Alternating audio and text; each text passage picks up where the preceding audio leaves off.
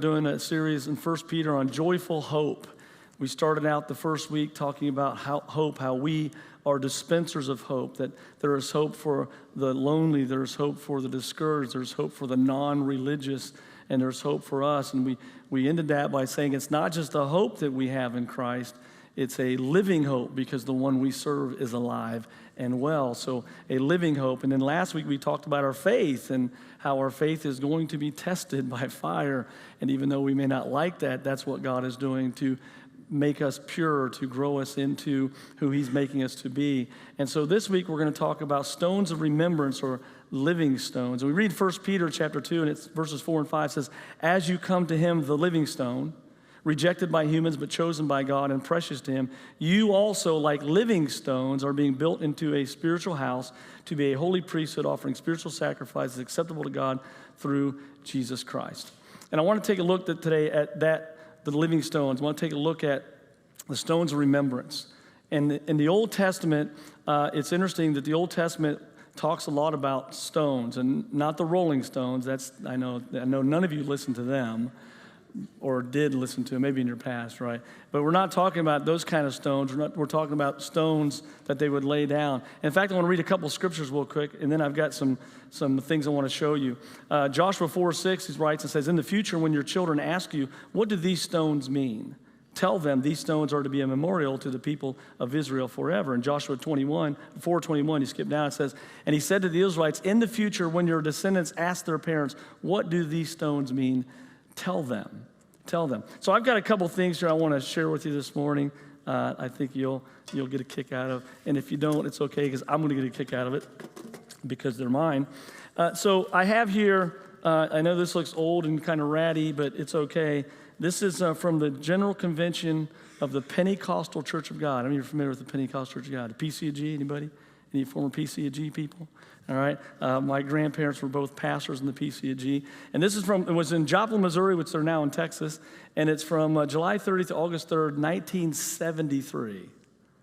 So it was a couple years, I was alive then, so a couple years, I was 9. So anyways, the convention, and that's not what's important. It's what's inside this that's so cool. As many of you know, my grandma was a huge influence on my life, Grandma Bibler. She was a woman of God, and she was a pastor. She was my first pastor, and she loved God, and she loved people, and she loved me, and I knew she loved me because my grandma's kind of like, Grandma would squeeze you, right? You know what I'm talking about? You remember your grandma squeezing you, right? And when she would squeeze you, you would start suffocating, and it was the greatest feeling of your life where you couldn't breathe because it was Grandma, and it was just pure love, right? Pure love. And so that's how my Grandma Bibler was. And so I have in this pouch, this is my grandma's handwriting, and this is a sermon she preached on John 16. And so that's pretty cool. I mean, I have my grandma's handwriting. She passed away in 1997, which was the last century, right? And so what I have here, pretty cool. How many remember a typewriter? Anybody familiar with a typewriter? Okay. Because you're not sure. Some of the younger people are like, what's that? It's got 156 characters? No. Typewriter. And so my grandma, in the late 60s and early 70s, she was a Pentecostal preacher. And in those days, Pentecostal preachers, a lot of them just kind of walked up to the platform, dropped their Bible, chose a scripture, and preached on it, right? Not my grandma, because she felt that God, that what she was sharing was more valuable than that the Holy Spirit could lead you a week in advance, right? And so my grandma, actually, she would type her sermons out, which in the 60s and 70s, Pentecostal preachers didn't type their sermons out. But my grandma loved God so much and she knew that every word that came out of her mouth, she was going to give an account to God for. So she wanted to make sure that what she was preaching was good. And a lot of this is underlined, things she wanted to emphasize. I do mine. Mine's got bold print when I emphasize something, in case you're wondering. And then how many remember when the typewriter, I know I'm going to age some of you. How many remember when the typewriter got the ribbon that had red ink on it too? Yeah? Wasn't that the coolest thing? That's like the best invention ever, right? Because now you could type things in red and black without changing the ribbon. So Grandma started typing the scriptures and the words of Jesus in red, which was pretty cool. I'm trying to find one real quick, but And so I also have my grandma. So if you want to see some of these, it's actually pretty cool. There's hundreds of sermons, right, that she preached. And so if you want to see some of those afterwards, you can feel free. I also have my grandma's Bible that she preached from with her handwritten notes inside of it and things underlined. Basically, the entire Bible is underlined, right? So I also have my grandpa Stanley, who I was named after, who died before I was born. I have his Bible that was given to him by his church in 1954. And so it has his handwriting in it, which I never saw until I got the Bible. I also have my father-in-law's Bible, man of God he was, and all of his handwritten notes in it. And there's pretty cool things that remind you of things God has done in your life. I also have, everybody know what this is? Some of you went, right, 99, and loving it, right? That's what you said. That's Get Smart. And if you don't know Get Smart, we'll talk after church. Because I have all the videos. But this is my memory box. How many have memory boxes? I mean, your parents have them, right? And then you have the one for your kids is small, and the one for your children are like the big tubs. Your grandkids are like the big tubs, because you keep everything your grandkids do, right?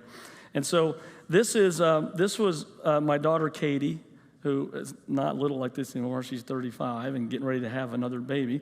But when we moved to Louisville in 95, the first time, and she started school in January, right? So it was it was October. She started school in October. And so it was difficult. If you've ever had to change schools in the middle of school year, anybody ever do that? How fun that is, because all the cliques are together, all the kids already know each other and the ones they like and don't like, and you've already figured out who has cooties and who doesn't, and that's important.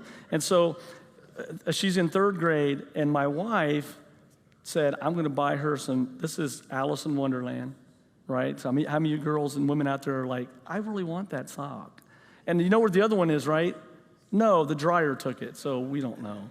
And so I have one sock. So my precious Katie goes to school that day, and she was not, she wasn't gregarious. She was kind of laid back, kind of quiet, reserved. So when she goes to school that day, and my wife's thinking, this sock will help her, the girls will like her. And I'm thinking, that's not how it works. Girls don't like other girls because they have Alice in Wonderland socks. So they wear their uniforms, they go to school that day, and would you know it? It worked. All the little girls liked her because she had cool Alice in Wonderland socks. So as a dad, of course, I got that one. I jumped on that, put it in my box. I got here, my youngest, Abby, we used to do things like, you ever done the ones where you put like numbers on the bottom, and then it's like a code, and they have to break the secret code, and you give them a hint to help them find the code, and then they have to figure it all out. And so it's a fun way. And so my Abby and I, this one is when she was, I think, may have been 10 or 11. And so we did things like that. And so, of course, as a dad, I kept those things. I got pictures colored. I got a letter. One of my kids wrote a letter to me when I flew on a plane. My daughter Jackie wrote something. And this is my son. I know if he's watching, hi, Caleb. This is what Eleanor looks like. This is my chubby little son, right? He's a bundle of joy. And I share that with you because I want to share this story about the baseball. So how many of you guys especially know who Cliff Lee is? Remember Cliff Lee? We got a couple Cliff Lee fans. Oh, he's a lefty, so I better do this. Cliff Lee was a Cy Young. He won a Cy Young with the Indians and a Cy Young with the Phillies. He pitched the Phillies to a World Series. He pitched the Rangers to a World Series. Well, Phillies won it. Rangers didn't. But he was a really good left-handed pitcher, and he pitched for the Indians. And so my son and I, in probably 2005, so he was maybe 12 or 13, we drove from Newcomerstown to Canton, Ohio. Okay, so we drive up there, and it's just a dad and son trip. And we were going to meet Cliff Lee, and we waited in line for an hour, and Cliff Lee's like 6'5", so I was tall to my son, but then he's really tall. And we drove up there and waited in line, and we got, of course, I got his autograph too, because, I can't just let Caleb get it. So it's pretty important. So it's probably worth like $7. So if anybody wants to offer me more than $7, I'll consider selling this to you. No, this is actually priceless. Honestly, there's no amount of money you could give me that I would sell this to you for it, and it has nothing to do with Cliff Lee. But it was a day that we drove up there. It was a day, and like even my son, when he went through his prodigal son days where he was kind of, running from God and just living his own life, we could always talk about sports. We could always talk about baseball or basketball or football. We could always talk about, that was our connection when there were times we couldn't talk about God. And so that kept us together. So that's why I say this baseball is worth a lot of money to me. And I probably would never sell it. I've got a couple other baseballs. I didn't bring them today because of time. And I didn't want to bore you with the entire life story with my son. But here's the thing. All of these things that I've shown you today are things that bring back memories. You all have them, right? You have things at your house. How many of you have a refrigerator with all kinds of stuff on your refrigerator from your kids or grandkids, right? Yeah, you did that stuff. I mean, we intentionally bought a bigger refrigerator because of that. I mean, it had nothing to do with we like to eat or anything. It's just we need a bigger fridge because we need more magnets on it with the grandkids because they're so cute. We used to have our kids' stuff on it, but we took all that stuff down and put the grandkids' stuff up because the grandkids are way better and way cuter than my kids will ever be. And now my kids, I just lost my Christmas present, but it's okay. But we have these things that are remembrances. They're remembrances. And just like we read from Joshua, that the stones are memorial of things forever. These are memorial of things that have happened in life. And in the Old Testament, the stones that they would place, the stones of remembrance, would be there to mark the places that they needed to remember. And so I'm going to tell a few stories from the Old Testament that's important. And I've got my stone here I'm going to show you here in a minute. It says Jacob, in Genesis 28, it says this. So Jacob left Beersheba and set out for Haran. And when he reached a certain place, he stopped for the night because the sun had set. There was no Motel 6, by the way. No one's leaving the light on, so wherever you stopped is where you slept. How many are glad we have hotels now and motels? We don't just stop on the side of the road. Hey, here's a good place, let's sleep. I'm glad it didn't work like that. So it says, taking one of the stones there, he put it under his head to lay down to sleep. Here we go, ready? So here he is. He's walking along the road heading to Haran by himself. He comes to a place, he lays down, he says, this is a good place to sleep, and he grabs a stone. I don't know about you, but I'm not sleeping on this stone. I have a Tempur-Pedic pillow, right, like a $45 pillow for my back. How many of you have nice pillows, right?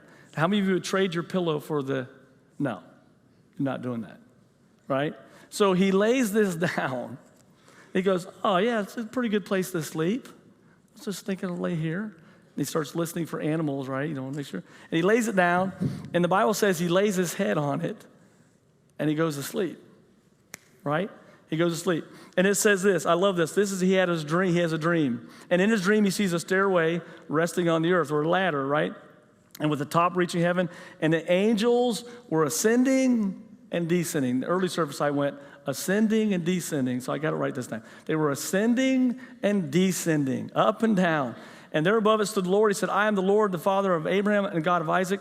And then he proceeds to tell them the promise that he gave Abraham and Isaac, he's now giving to them. That wherever they go, he's going to watch over them. This will be their land. He's not going to leave them until I promise. So then Jacob awoke in verse 16 from his sleep. And he said to himself, surely the Lord is in this place, and I was not aware of it. And he was afraid. Right? How many know that? That usually happens. He was afraid, and he said, how awesome is this place? For this is none other than the house of God, for this is the gate of heaven. And early the next morning, Jacob took the stone, right? He took the stone that he'd laid his head on. It says he poured oil over it, right? And he placed it there as a memorial, a stone of remembrance. And he called that place El Bethel, or Bethel, which means the house of the Lord. It used to be called Luz or Lutz, which is interesting that the word Lutz means nuts, so it's a city of nuts. Bunch of crazy people, right? Well, sometimes churches are like that, right? And it changed it from the crazy, nutty people. It became the house of the Lord. It became the place that God resides, because God does that. God takes nuts like us and turns us into followers of Christ. Aren't you glad he did that for you? We're no longer called Lutz. We're called Bethel. Then Jacob made the vow, and skip down to verse 22, and it says this. It says, and this stone that I have set up as a pillar will be God's house, and all of that I have, I'll give you a tenth. So we see in this story here, we see Jacob coming to the place where he resting, going to Haran, and God meets him there. God meets him there. This kind of ties in, well, this is kind of a little aside, but this kind of goes in with last week. Remember last week we talked about your faith and the trials that test your faith? I want to tell you this. Sometimes God needs you to get your head on a pillow that's made of stone so that he can give you the dream that you need for your life. You hear what I'm saying? Sometimes God's got to get you in a tough spot, in a trial, to get you to a place where you're ready to hear what he has to say to you. So Jacob's laying his head on a stone, not a Tempur-Pedic pillow. And that's when God speaks to him. God speaks to him. So we see here that God has spoke to him. He sets up this stone of remembrance now. At that place, wherever it was, he set the stone up, and there it was. Okay, let's read another story. Deuteronomy 27. We see in Deuteronomy 27, here's what happens. Deuteronomy 27, it says, when you have crossed, they're getting ready to cross the Jordan, go into the promised land. And Moses tells them, when you cross the Jordan into the land the Lord your God is giving you, set up some large stones and coat them with plaster, write on them all the words of this law. And when you have crossed over and entered the land the Lord is giving you, a land flowing with milk and honey, just as the Lord, the God of your ancestors, promised you. So he's telling them that when they get on the other side, that they are to take these stones, and we're going to read about them here more in a minute, and they are to set them up as a memorial to remember what God has done. Just like Jacob set up the stone in a place there where he had the dream to remember what God had done. It was a stone of remembrance. And now these stones are going to be stones of remembrance, what God has done. We go to Joshua now. We skip ahead of Joshua because this is where it actually happens. So we go to Joshua. It says, when the whole nation, Joshua chapter 4, when the whole nation had finished crossing the Jordan, then the Lord said to Joshua, choose 12 men from among the people, one from each tribe of the 12 tribes, and tell them to take up 12 stones. So each of them grabs one from the middle of Jordan, from right where the priests are standing, and carry them over with you and put them down at the place where you stayed tonight. So they are to pick up stones as they're walking across. Remember, they're going across on dry land. Just like they went across the Dead, whatever sea it was that they crossed, the Red Sea, they crossed it, dry land with Moses. God's doing the same thing with Josh. You're going to go across on dry land to show the people that the same God that brought Moses through is the same God that's bringing Joshua through. The same God that led Moses is the same God that's leading Joshua. And so the change in leadership was not a change in God, but a change in personnel. And so what happens is they carry them, and so Josh got the 12 men, he appointed them, they go over before the ark of the Lord, each of them to take a stone on his shoulder, according to the number of 12, and it says to serve as a sign, and in the future when your children ask, what do these stones mean, you tell them that the flow of the Jordan was cut off. And when you cross it, the waters of the Jordan River, you walked across on dry land. And so the Israelites did just as Joshua had commanded. They took the 12 stones. So then what happens? Let's skip down to verse 10. Now the priests carried the ark across. As soon as they had crossed the ark to the other side, they went and they laid down the stones as the stones of remembrance. And then I'm skipping down here. I want to skip down to verse 18. The priests came up out of the river carrying the ark of the covenant. No sooner did they set their feet on dry ground than the waters of the Jordan returned to their place and ran at flood stage as before. On the 10th day of the first month, the people went up from Jordan and camped at Gilgal, and Joshua set up at Gilgal the 12 tribes, the 12 stones they had taken. So now he's setting the stones up, and he said to the people, in the future, when your children, your descendants, ask their parents, what do these stones mean? You are to tell them that Israel crossed the Jordan on dry land, and the Lord your God dried up the Jordan before you until you had crossed over. And skip down to verse 24, it says, God did this so all the peoples of the earth might know the hand of the Lord is powerful, and you might always fear the Lord. So here they were told what to do with the stones, and so they picked up the stones, they carried them across the dry land, and as soon as they set them up, as soon as they got to the other side, everybody's on the other side, they got the stones set up, and the Jordan River begins to flood just as it did before they got there. But the stones were there as a remembrance so that whenever they came to those stones, they would see they knew what God had done. So what happens next? Let's skip to 1 Samuel. We go to 1 Samuel story. We love this, we don't think of Samuel too much as a fighter, right? We think of Samuel like when he's little, right? Hannah gives birth to him, and now he's taken to Eli, and he's being raised in the courts. And Eli, remember the first story we see of Samuel is Samuel hears a voice. He comes and says, hey, did you call me? He says, I didn't call you. Go back to bed. He goes back to bed, calls me in. Did I call you? Did I go back to bed? And the third time, Eli realizes somebody's calling him. It says, next time you hear the voice, say, speak, Lord, for your servant is listening. And we see that with Samuel. We see Samuel doing all kinds of great things. We see Samuel anointed Saul, the first king of Israel.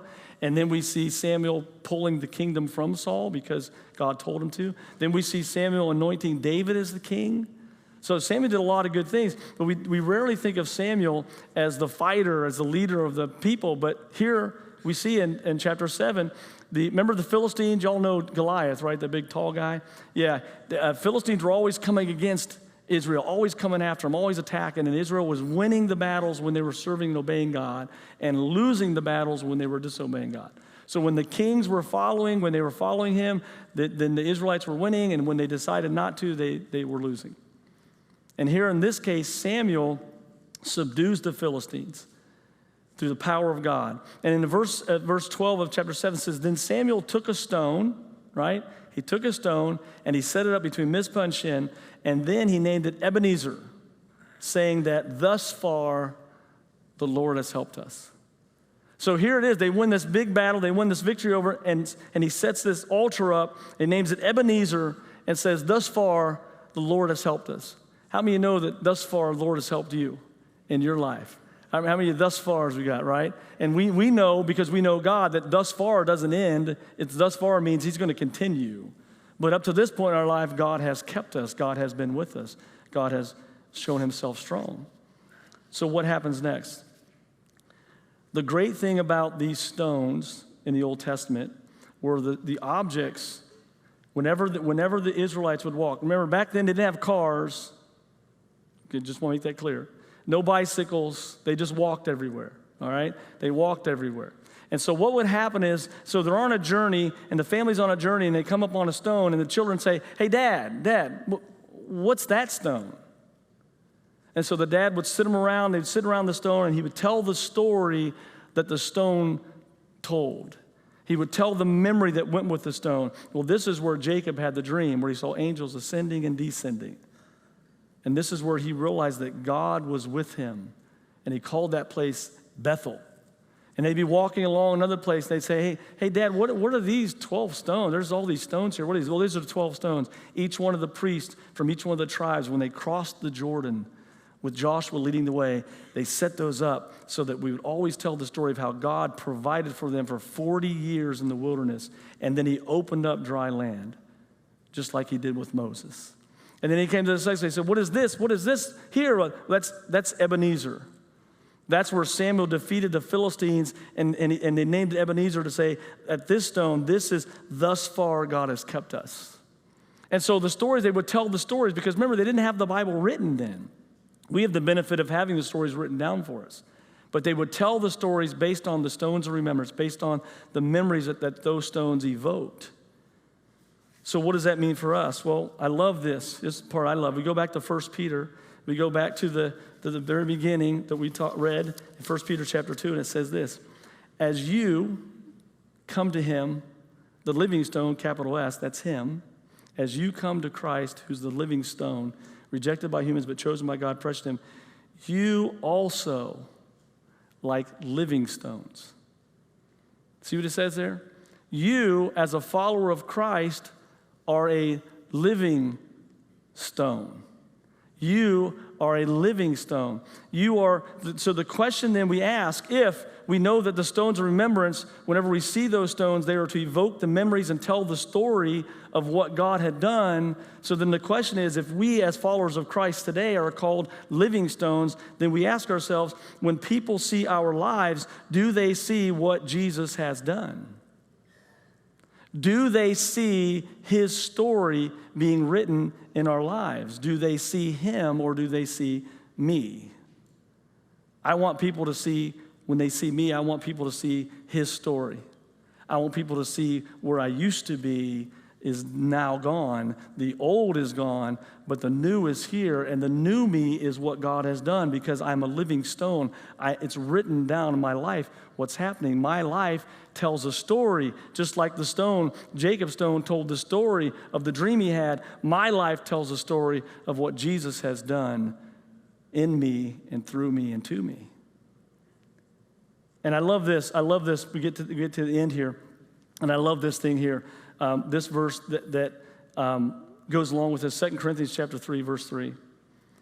Because if we truly want people to see our lives, if we want our lives to be as a living stone, we want our lives to be the testimony. Because remember, everything, once we make a decision to follow Christ, once he comes in our lives and we're disciples of Christ, once we begin to follow him, then nothing about our life is our story.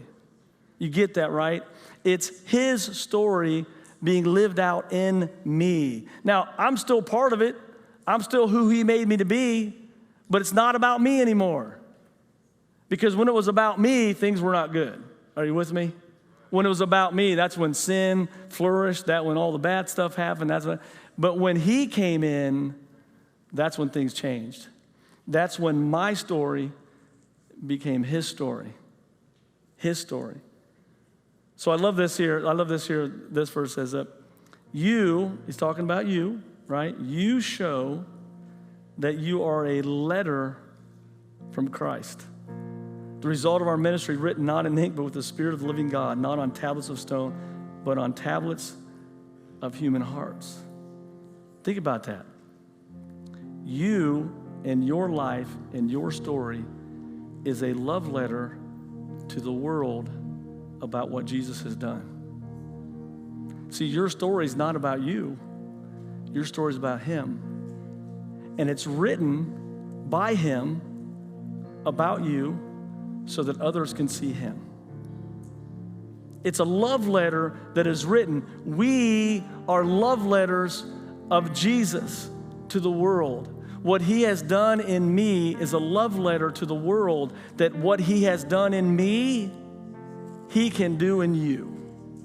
The change he's made in me is the change he can make in them. The addiction that he's broken us from, he can break them from, right? The insecurities that God has rescued me out of, he can rescue you out of. Because if he did it before, he can do it again. He can do it again because we are letters from Christ that is being written out every day.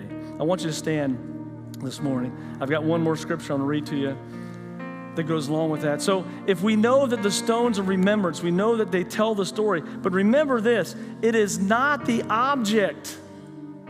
It's not the baseball. Listen, this baseball is wonderful, and I'm going to keep it forever. And probably when I die, hopefully 40, 50 more years, when I pass on, my son will want it, and maybe if he has a son, he'll give it to his son. But the thing is, this isn't the important thing. The object's not the thing. The stone's not the thing. It's what that object represents. It's what that memory represents. It's the story that I can tell. By looking at this baseball, I can tell the entire drive from Newcomerstown to Canton, the 50-minute drive. I can tell the story of going to Chick-fil-A. Yes, they had Chick-fil-A's back then. Chick-fil-A in Canton at Belton Village Mall. Walking in, standing in line, all the things we talked about. By looking at one little baseball, I can tell the memories of the entire day. And that's what our lives are. We are living stones. We are being written out by God. So that when people see our lives, they know the whole story of what God has done in our life. So then if that's the truth, if it's not about us, it's about him. It's not about what happened to us, it's about what he has done in us and through us and to us. And if we know that we want people, when they see our lives, to see Jesus in us and not us, then it's this, Ephesians 5:15. We should be very careful then how we live, not as unwise, but as wise, making the most of every opportunity because the days are evil. We have to be careful how we live our lives because we are living stones. We are being written. The story of our lives are being written by the Master. The story of the transformation being written by him. We are love letters to the world. And if that's the truth, then we got to be careful how we live. we've got to be careful how we live. We've got to be wise and not unwise.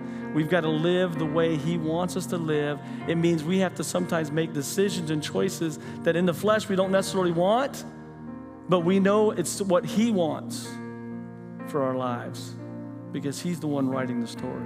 Amen.